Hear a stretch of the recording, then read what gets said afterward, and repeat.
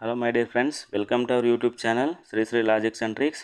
ఈ వీడియోలో సింధు నాగరికతకు సంబంధించిన ప్రాక్టీస్ అండ్ ప్రీవియస్ బిట్స్ని గత ప్రీవియస్ వీడియోస్లో ఎక్స్ప్లెయిన్ చేయడం జరిగింది. ఈ వీడియోలో కూడా ఎక్స్ప్లెయిన్ చేస్తాను. ప్రాక్టీస్ బిట్స్ అయిపోయాయి, అది ఇప్పుడు ప్రీవియస్ బిట్స్ ఉన్నాయి. అంటే గత పోటీ పరీక్షల్లో అడిగినటువంటి బిట్స్, వాటిని కూడా ఒకసారి ఎక్స్ప్లెయిన్ చేస్తాను ఈ వీడియోలో. ఈ వీడియో చూసే ముందు లైక్ చేయండి, మరింత మందికి షేర్ చేయండి. మీ యొక్క ఒపీనియన్స్ని కామెంట్స్ రూపంలో షేర్ చేయండి. అందరికీ కూడా నేను మీకోసం రూపొందిస్తున్న వీడియోస్ కోసమైనా ఒక లైక్ చేయండి, ఒక సబ్స్క్రైబ్ చేయండి, ఒక షేర్ చేయండి. ఓకే ఫ్రెండ్స్, మీ యొక్క ఇన్స్పిరేషన్ నాకు ఎల్లప్పుడూ ఉండాలని నేను కోరుకుంటున్నా. ఈ వీడియోలో సింధు ప్రజలు నీలం రంగులోని వైడూర్యం అంటే లాపిస్ లాజులి అని ఎక్కడ నుండి దిగుమతి చేసుకున్నారు? లాపిస్ లాజులి అంటాం దీన్ని. ఈ వైడూర్యాన్ని ఎక్కడి నుంచి దిగుమతి చేసుకునే వాళ్ళంట సింధు ప్రజలు. ఇది గత పోటీ పరీక్షలు కూడా అడిగారు. ఆఫ్ఘనిస్తాన్లోని బదాఖ్షాన్ అనే ప్రాంతం నుంచి ఈ వైడూర్యాన్ని దిగుమతి చేసుకున్నారు. వైడూర్యం ఆఫ్ఘనిస్తాన్, అలా గుర్తుంచుకోండి.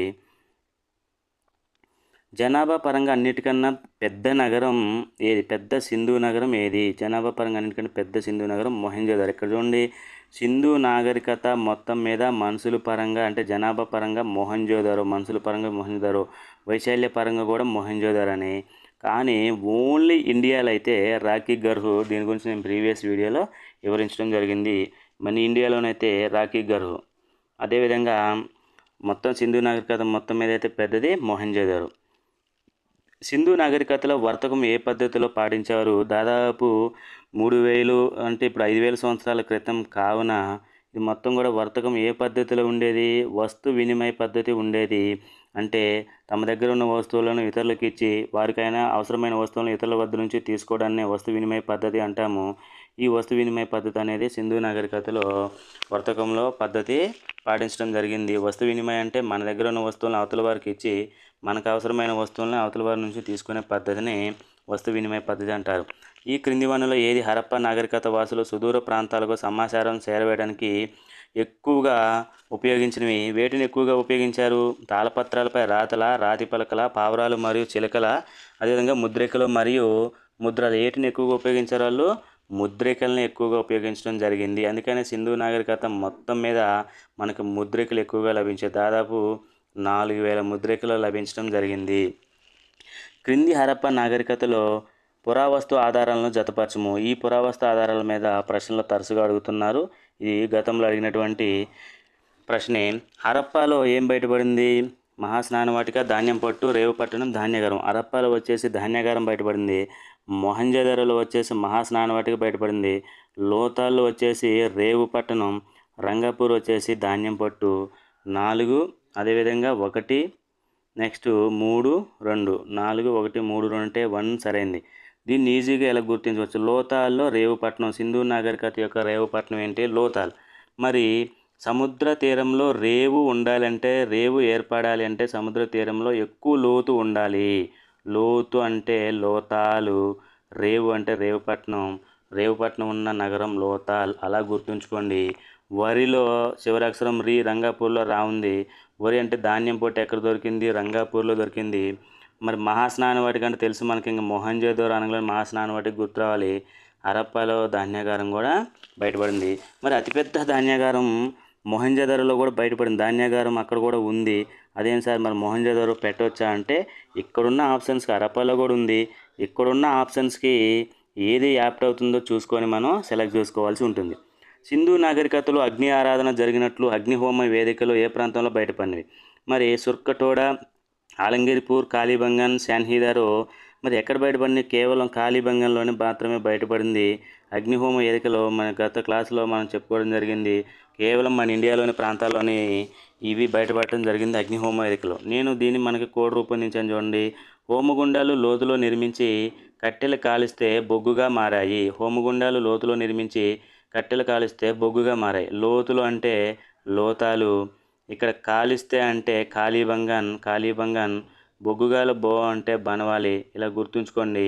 ఎక్కడ బయటపడినాయి అంటే లోతాలు, అదేవిధంగా కాళీబంగను, అదేవిధంగా బనవాలి అనే మన ఇండియాలోని నగరాల్లో బయటపడ్డాయి. ఈ విధంగా ఈ కోడ్ ద్వారా గుర్తుంచుకోండి. నెక్స్ట్ ఈ క్రింది సింధు నాగరికత ప్రదేశము రావి నది తీరాన నెలకొన్నది. ఎక్కడ నెలకొన్నదంట? రావి నది తీరాన ఏ ప్రదేశము నెలకొన్నది అంటే కాళీబంగన, హరప్పన, శాన్హుదరన, రోపారా? హరప్ప. చెప్పే కదా, హరప్పలో రఫా, రావి ఇలా రైమింగ్ వర్డ్ ద్వారా గుర్తుంచుకోమని. రెండవది సరైనది. హరప్ప నాగరికతలో పట్టణ ప్రణాళిక దేనికి స్ఫూర్తినిస్తుంది అంటే మరి సింధు నాగరికత అంటేనే పట్టణ ప్రణాళిక. మరి అందము ప్రయోజనం అంటే తెలియజేస్తుందా? ఏకరీతిగా అంటే ఒకే వరుస క్రమంలో నగర నిర్మాణం జరగటం చూస్తుందా?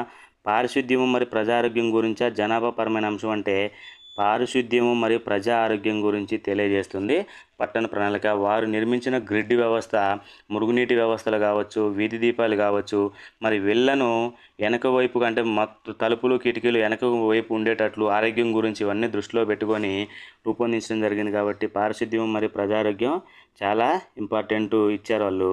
మూడవది సరైన ఆప్షన్. నెక్స్ట్, క్రీస్తు శకం 991లో ధోలవీర నగరంలో త్రవ్వకాలు జరిపింది ఎవరు అంటే ఇక్కడ సింధు నాగరికత అవశేషాలు కనిపెట్టిన శాస్త్రవేత్త ఎవరు అంటే జేపీ జోషి. ఆ పురావస్తు శాస్త్రవేత్త ఎవరు? జేపీ జోషి, ధోలవీర. గుర్తుంచుకోండి. హరప్ప సంస్కృతి చెందిన భవ్యమైన ధాన్యాగారం ఎక్కడ బయటపడింది? ఇక్కడ కూడా భవ్యమైన ధాన్యాగారం అంటే హరప్పలో ఉంది, అదేవిధంగా మొహంజదారోలో కూడా ఉంది. మరి సరైన ఆప్షన్ వచ్చేసి మొహంజదారో. ఎందుకంటే భవ్యమైన అంటే పెద్దది అని అర్థం. కాబట్టి మొహంజదారోలో బయటపడింది. రెండవది సరైన ఆప్షన్. ఇక్కడ హరప్పలో ఓన్లీ హెచ్ ఆకారంలో ఉన్న అంటే హెచ్ ఆ షేప్లో ఉన్న ధాన్యాగారం బయటపడింది. సింధులోయ నాగరికత దీనిలో ప్రత్యేకీకరణ కలిగినది. దేనిలో ప్రత్యేకీకరణ? భవన నిర్మాణం, పట్టణ ప్రణాళిక, శిల్పకళ పైవన్నీ. అక్కడ భవన నిర్మాణం, శిల్పకళ కంటే పట్టణ ప్రణాళికలో ప్రత్యేకత కలిగింది. 59 రెండవది సరైన జవాబు. నెక్స్ట్, బోగస్గోయ్ శాసనం ఆధారంగా ఆర్యులు ఇండియాకి ఏ ప్రాంతం నుంచి వచ్చారు? ఈ బోగస్గోయ్ అనే శాసనము ఇరాన్, ఇరాక్ ప్రాంతం, మధ్య ఆసియాలో ఉంటుంది. ఈ శాసనం అది క్యూనిఫామ్ లిపిలో ఇవ్వబడుతుంది. ఈ శాసనం ప్రకారం ఆర్యులు మధ్య ఆసియా నుంచి ఇండియాకు వచ్చారని పేర్కొనబడటం జరిగింది. ఈ శాసనాన్ని అనుసరించే చరిత్రకారులు కూడా ఆర్యులు మధ్య ఆసియా నుంచి వచ్చారని తెలియజేయడం జరిగింది. ఎక్కువ మంది ఈ అంశాన్ని ఎక్కువగా అంటే అంగీకరించడం జరిగింది. హరప్ప ప్రజల సముద్రాంతర వ్యాపార సంబంధాలు కలిగి ఉన్న దేశం ఇది.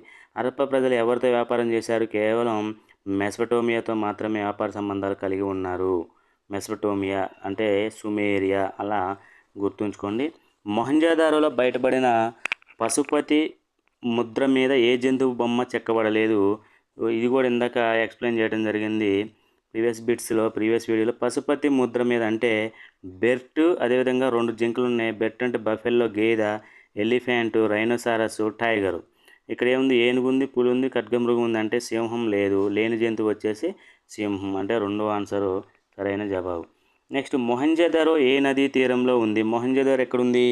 సింధు నది పక్కనే ఉంది. మరి సింధు నది ఎడమ ఒడ్డున లేదా కుడి ఒడ్డున అడగడం జరిగింది. మరి కన్ఫ్యూజన్ గురి చేసేది. మన ఇండియా తీసుకున్నట్లయితే ఇట్ట ఇండియా ఉంటుంది, గుజరాత్ ఇలా ఇండియా తీసుకున్నట్టయితే ఇదంతా పాకిస్తాను. సింధు నది ఇలా ప్రవహించుకుంటూ వస్తుంది. సింధు నదికి అంటే ఇలా కిందికి వస్తుంది కాబట్టి ఇటువైపు కుడి ప్రాంతం, ఇటువైపు ఎడమ ప్రాంతం అంటాం. కుడివైపున మొహంజదారో ఉంటే ఎడమ వైపున శాన్హుదారో ఉంది. ఇలా గుర్తుంచుకోండి. సింధు నది అంటే మొహంజదారో ఎక్కడుంది? కుడి ఒడ్డున ఉంది. సింధు నది కుడి ఒడ్డు ఉంది. ఎడమ ఒడ్డున ఉంది ఏంది? శాన్హుదారో. నెక్స్ట్, క్రింది వాటిని జతపరచము. ఇక్కడ కూడా మళ్ళీ జతపరచమని అడిగారు అంటే అవశేషాల గురించి అడగటం జరిగింది. మొహంజదారో, హరప్ప, రంగాపూర్, కోడిజీ. మొహంజదారోలో ఏం దొరికింది చూద్దాం. వరిపట్టు సింధు నాగరికత కనుగొన్న మొదటి ప్రదేశం, అతిపెద్దదైన సింధు నాగరికత ప్రదేశం, అగ్ని వల్ల నాశనం కాబడింది. అంటే మొహంజదారో అతిపెద్దదైన సింధు నాగరికత ప్రదేశం. ఇండియాలో అయితే రాకీ గర్, ఓన్లీ ఇండియాలో. హరప్ప సింధు నాగరికతను కనుగొన్న మొదటి ప్రదేశం. సింధు నాగరికతను కనుగొన్న మొదటి ప్రదేశం ఏ ప్రదేశంలో మొదటిగా సింధు నాగరికత బయలుపడిందంటే హరప్పాలో. రంగపూర్లో వరిపొట్టు లభించింది. ధాన్యం పొట్టు అంటాం, వరిపొట్టు లభించడం ఇది చాలాసార్లు రిపీటెడ్గా రావడం జరుగుతుంది. రంగాపూరు, వరి, రంగాపూర్ అది గుర్తుంచుకోండి. కోడ్ డిజీ అనేది అగ్ని వల్ల నాశనం కాబడిన ప్రదేశం. అంటే అగ్ని ప్రమాదం జరగడం వల్ల ఈ కోడ్ డిజీ అనే నగరము అంతమైంది. మరి దీనికి కోడ్ ఏంటంటే అగ్నిదేవుడి కోపం వల్ల కోడ్ డిజీ అంతమైంది. అగ్నిదేవుడి కోపం వల్ల నాశనం కాబడింది ప్రదేశం అగ్నిదేవుడు. అలా కోడ్ డిజీ అంటే కోపంలో ఉంది కాబట్టి కోడ్ డిజీ, అలా గుర్తుంచుకోండి. మరి ఇందులో A3 next A3, B2, C1, D4 అంటే ఒకటోది సరైన ఆప్షన్. కింద పొందుపరచబడిన లిస్టును 1 లిస్టు 2తో జతపరచమంటున్నారు. జతపరిచినట్లయితే చూడండి, కాళీబంగన్ ఏ నది ఒడ్డు ఉంది? కాళీబంగన్ గగ్గర్ నది ఒడ్డున ఉంది. కాళీబంగన్ 4వ ఆప్షను సరైన ఆప్షన్, అంటే గగ్గర్ నది ఒడ్డున ఉంది. నెక్స్ట్ మరి చాన్హుదార్ ఎక్కడుంది? ఇండస్ నదికి ఎడమవైపు ఉంది. ఇండస్ నదిని మనం ఏమంటున్నాం? సింధు నది అంటున్నాం. ఇండస్ నది పక్కన ఉంది. రోపర్ సట్లజ్ నది పక్కన ఉంది. ఆలంగీర్ పూర్ వచ్చేసి హిందన్ నది పక్కన ఉంది. అంటే ఇవి కొంచెం ఇంపార్టెంటు. వీటి గురించి కోర్స్ని మరొక వీడియోలో నేను మీకు ఎక్స్ప్లెయిన్ చేస్తాను. ఎందుకంటే సింధు నాగరికత నగరాలు, అవి ఏర్పడిన క్రమము, సంవత్సరాలు, అవి నదులు, అదేవిధంగా పురావస్తు శాస్త్రవేత్తలు, ఇవి చాలా ఇంపార్టెంటు. వీటిని జాగ్రత్తగా చదివినట్లయితే మన కోర్సు ద్వారా రూపొందించిన కోర్సు ద్వారా ఈజీగా చదివినట్లయితే ఈజీగా గుర్తుంటాయి. ఆన్సర్స్ని కూడా గుర్తించవచ్చు. నేను ప్రతి వీడియోకి నేను రూపొందించిన పీడిఎఫ్ని పోస్ట్ చేస్తున్నాను. ఒకసారి వీడియో చూసిన తర్వాత మీరు ఆ పీడిఎఫ్ని చదివినట్లయితే చాలా ఈజీగా గుర్తుంటుంది, మీకు ప్రాక్టీస్ కూడా చేసినట్లు ఉంటుంది. Okay friends, thank you. ఈ వీడియో నచ్చినట్లయితే లైక్ చేయండి, షేర్ చేయండి, సబ్స్క్రైబ్ చేయండి. మరింత ఇన్ఫర్మేషన్ కోసం, నోటిఫికేషన్ కోసం బెల్ ఐకాన్ మీద క్లిక్ చేయండి. Okay friends, thank you.